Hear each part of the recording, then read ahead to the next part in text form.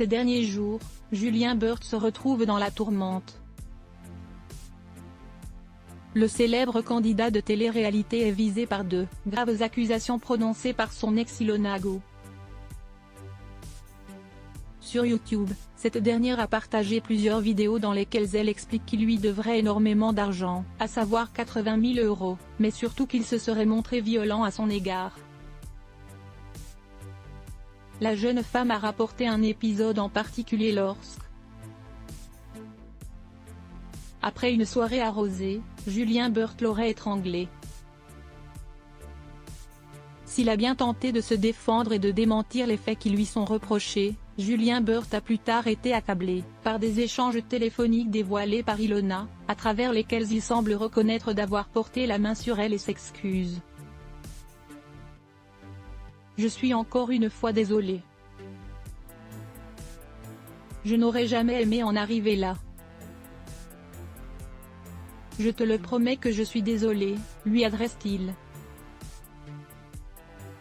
À la fin de sa dernière vidéo, Ilona Go, qui souffre d'une grave dépression, confie envisager de porter plainte pour de bon contre Julien Burt.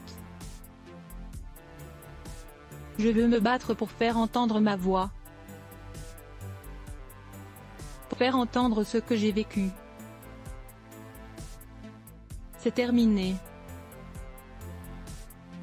Je vais déposer plainte pour tout, que ce soit pour tous les sous qu'il m'a pris, ou tout ce qu'il m'a fait », assure-t-elle. « Auriez-vous fait à ma place ?» Face à l'ampleur que prend l'affaire, Mélanie Dedigama a décidé de s'exprimer. Et pour cause, elle est la nouvelle compagne de Julien Burt depuis leur coup de cœur sur le tournage des 50 l'été dernier. D'abord en retrait, elle a partagé un premier message en story Instagram dans la soirée de mercredi 1er mars.